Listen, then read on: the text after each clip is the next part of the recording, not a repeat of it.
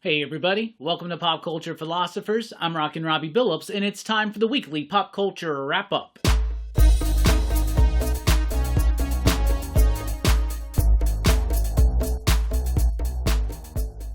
That's right, everybody. Thanks for checking out the video. I am Rockin Robbie Billups. This is the weekly pop culture wrap-up. It's the show where I go over the week's pop culture news, mostly comic books and movies. Let's get right into it with some comic book news. What if Donald Duck became Thor? This is going to be a one-shot comic book from Marvel in September, written by Steve Bailing, Riccardo Cicci, and art by Lorenzo Pastrovicchio. They are already and have already announced, and they're doing a What If Donald Duck Became Wolverine one-shot. So now we're getting What If Donald Duck Became Thor. And a nice cool cover, homaging some Walt Simonson, I believe. They say it's got a big Kirby influence.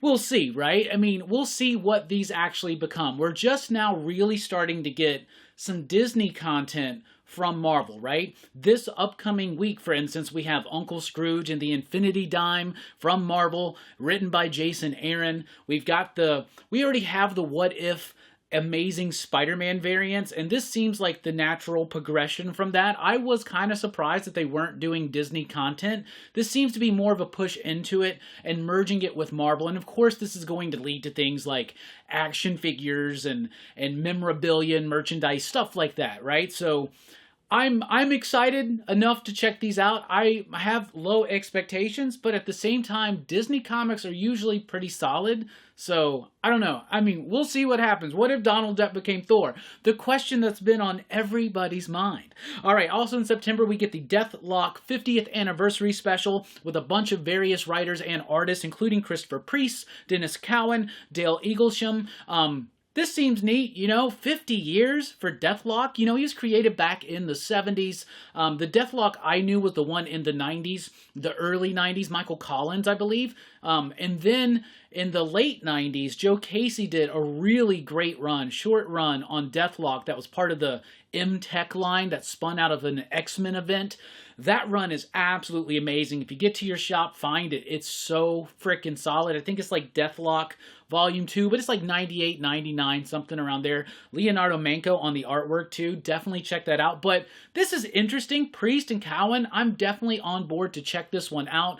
Deathlok is a character that's severely underutilized by Marvel. They've tried in recent years to do something with it, even having a Miles Morales version of the character, but it's never really caught on quite like it did back then, I guess, in the 70s. I wasn't there. But in the 90s, Deathlok was cool, even had an action figure. It's right up there. I see it. It's dope. All right. Then we've got from DC, Absolute Power Super Sun in September. This is a one-shot tie-in to the Absolute Power event. It's going to be written by Nicole Maines and Sina Grace with artwork by John Timms. And this is giving Jonathan Kent not another series, but at least a one-shot special attached to Absolute Power, so we'll see what happens. I have read the first issue of Absolute Power already. Glorious artwork from Dan Mora. Beautiful artwork. Just some of the best superhero artwork out there. Mark Waid crafts an interesting story, a great start to an event. It feels big. It feels dire. It feels like it's got the scale that it should have. There is something about it that's a little bit on the nose. But aside from that, I did like it. So I'm excited to see what's happening with Absolute Power because it has felt earned because so much since Dark Crisis has been building into this across the DCU. But also cool to see Jonathan Kent get some love, at least in a one-shot, attached to an event. So why not? Then we got Plastic Man No More, a 4-issue DC Black Label series in September, written by Christopher Cantwell with artwork by Alex Lenz. This is going to be talking about Plastic Man toward the end of his career. His powers start getting weaker, his body starts degrading. Christopher Cantwell mentions body horror, for instance. It's a DC Black Label, so if they want, they can get gnarly. But if you look at the art's very comic booky, so it's going to be interesting to see what kind of tone this is going to have. Christopher Cantwell is a writer who, some of his stuff I really like. He did this book at Dark Horse called Everything that I really, really appreciated. I loved that, right? But some of his superhero work just doesn't work for me. Like, I don't like his Iron Man. Other things that he's done that are escaping my mind right now, I just never really resonated with me, right? But this sounds, especially if they go into a darker approach, sounds like something that he could do. So I'm excited to see what happens there. The Hollow Experiment starts in September by Pornsak Pidgeotchote. He, of course, wrote The Good Asian. He's writing a book right now, and I can't remember what it is. You'll remember in the comments and let me know. But this is going to be a series of 5 one-shots by him with various other creators. They're going to spotlight marginalized characters and popular genres and subgenres of fiction. The first one is The Manchurian, which debuts in September with artwork by Rachel and Terry Dotson, and it's going to be a Chinese super spy story influenced by like the James Bond aesthetic. So Pornsak Pidgeotchote, he also wrote Infidel, which I love. Infidel's a really, really solid horror comic. If you've never read it, check it out. So we'll definitely check this out when it comes up. It's going to be a series of 5 one-shots, a bunch of other creators attached, Vita Ayala, Michael Walsh, and a few others. So we'll see what happens there. Something is Killing the Children is getting a 0 issue, a prequel issue in September. James Tynion IV, Werther Dell'Edera, it's the same team, but they're doing a 0 issue that's going to focus on some of Erica's early battles and a little bit more of her origin. Okay, I dropped out of Something is Killing the Children a while ago. You in the chat that have stuck it through, is it worth getting back in and trying it, getting caught up, and trying to roll with it again? Because it was one of my favorite books for a moment. It was a lot of people's favorite books for a moment. It's for a good solid 15 issues there that it was super strong. And then even through 25, but then it just, even up to the lead into 25, it was just starting to lose interest to me.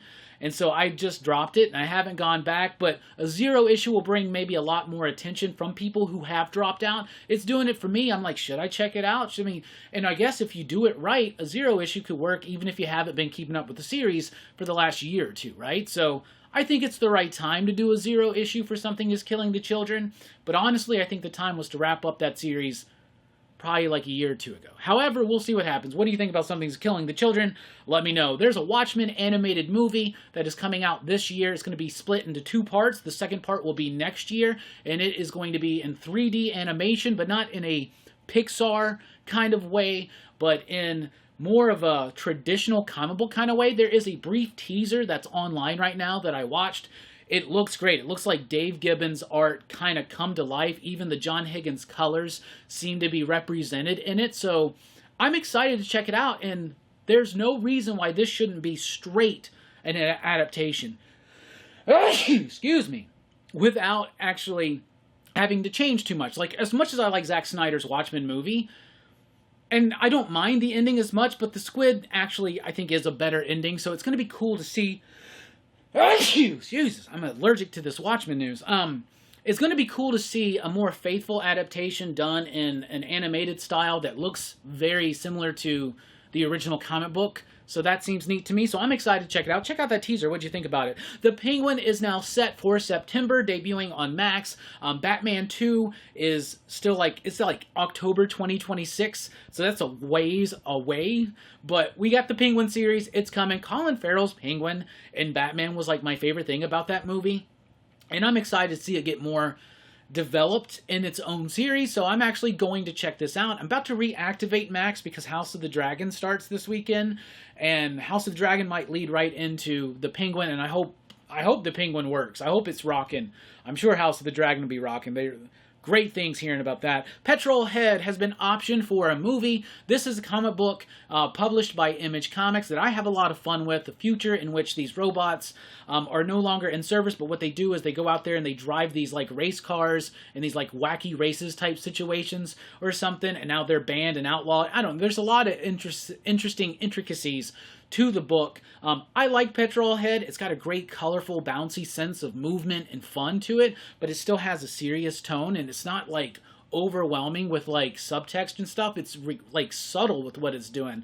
So I think it's a really cool book. It is exciting to see that this has been optioned for a movie. Doesn't mean we'll get a movie, but it's been optioned, and I think it can make a really cool movie. Creature Commandos is set for December this year on Max. This, of course, is the official start of the James Gunn DCU. Creature Commandos, that's right. I'm excited to check it out. It's going to be under James Gunn's supervision. It's got the Frankenstein monster in it. It's got other characters I like. I'm excited to check it out and see what hints we get about what the DCU under James Gunn's going to look like. That's going to start in December. And then Zack Snyder's Twilight of the Gods is debuting in September on Netflix. There was a brief teaser attached to it. Looks like it's dealing with Norse mythology. I do consider myself a Zack Snyder fan, so maybe I'll check it out. Maybe I won't. I don't always vibe with animated shows so much.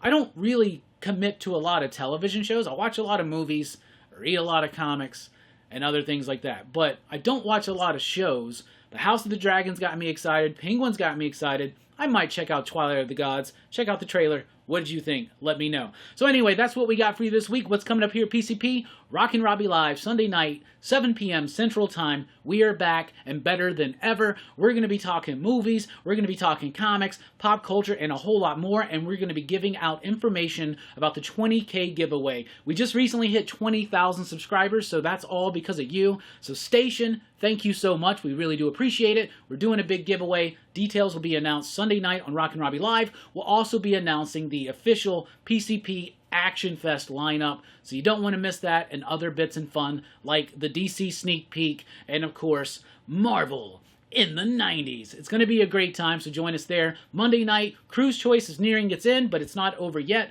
Monday night on PCP Movie Night at 8 p.m. Central Time, we're going to be talking about Oblivion. This is my first time watching the movie. I'm really excited to have a chat about this because I thought the movie was pretty decent, and I think it's going to warrant a great conversation. Anyway, thank you so much for checking out the video. Be sure to like, share, and subscribe, and join us over at patreon.com/PCP if you want to help support the channel. I've been Rockin Robbie Billups. Thanks for rocking with us. Station, keep on living. Pop, pop, boom!